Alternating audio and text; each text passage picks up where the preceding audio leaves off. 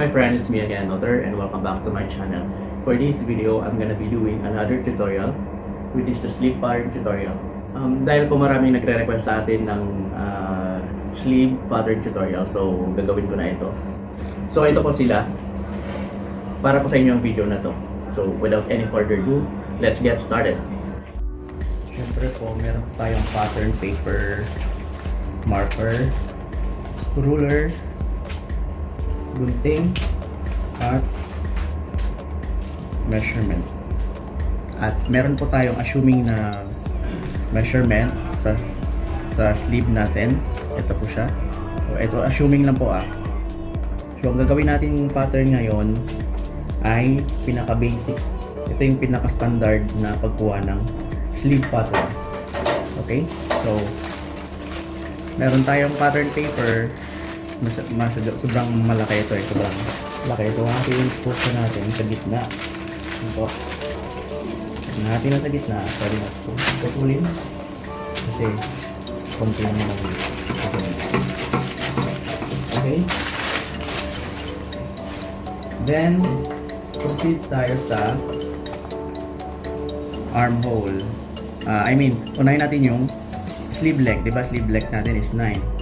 So mag-mark tayo. Ito yung maglagay tayo ng starting point. Halimbawa, yan ang starting point natin. So lalagyan natin ng guhit. Starting point. Yan. Then mula dito tayo mag-measure ng sleeve length. So may assuming tayong sukat na sleeve length 9. Okay? Yan, marking 9. Then ito po siya standard na. Pinaka basic standard natin.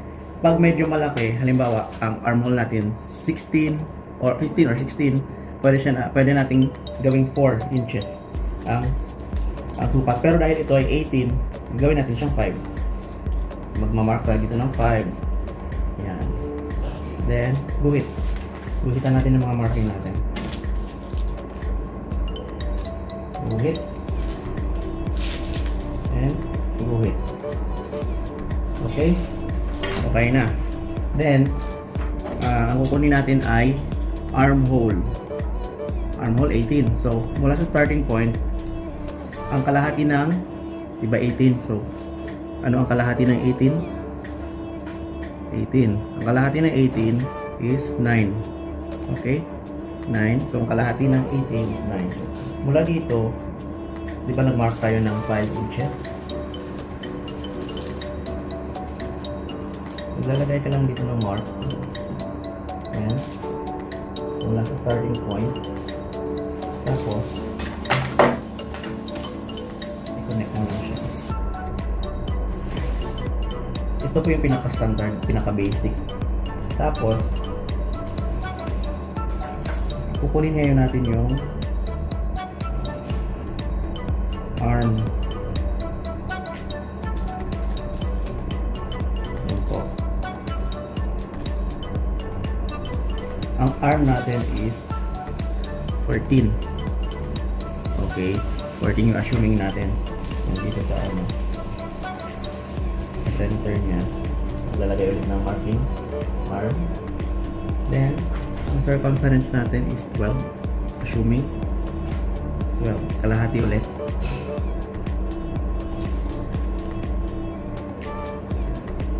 Ayun.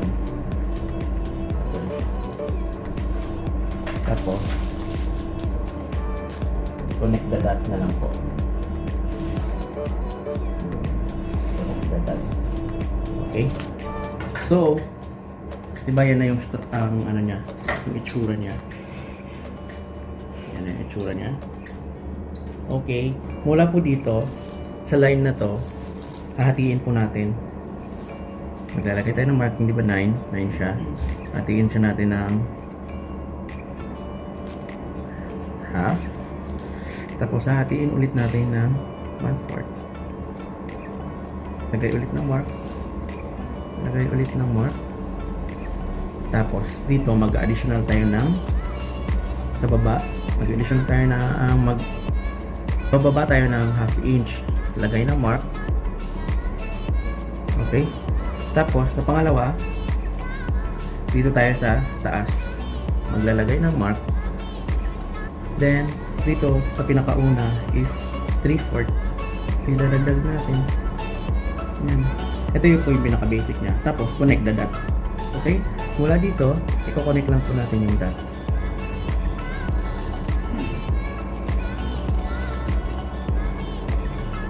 Yan. Ngayon, nakuha na natin yung forma ng sleeve. Okay? Ito po yung front sleeve. Ang front sleeve kasi dapat talaga may shape.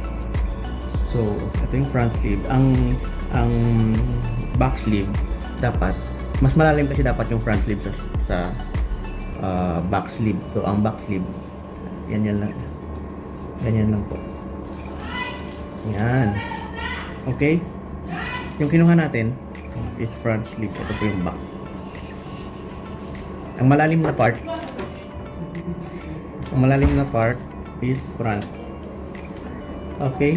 Yung mababaw, yun yung back. Tapos saka natin, ako kasi hindi ako naglalagay ng any allowance sa pattern. Doon ako mismo sa fabric. So ito, gugupitin natin. Pinaka-sleeve natin para ipakita ko sa inyo.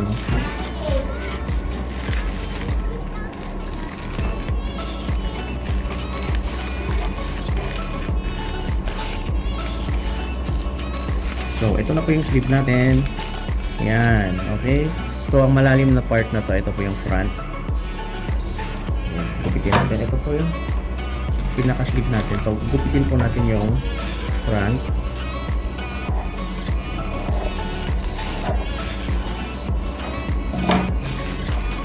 Yan po. So, ito po yung front. Ito ang back. Okay. Front.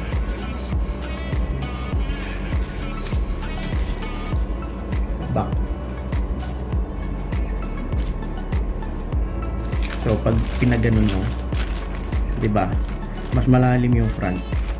Kasi may shape eh. Dun sa may bust area kailangan may shape. Yun na po. Yun na po yung sleeve pattern natin. Yan po. Sobrang dali, 'di ba?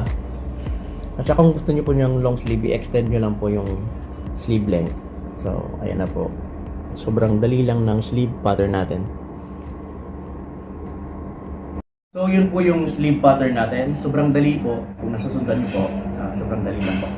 Tapos, ilalagay ko po sa description down below yung tutorial ng blouse pattern.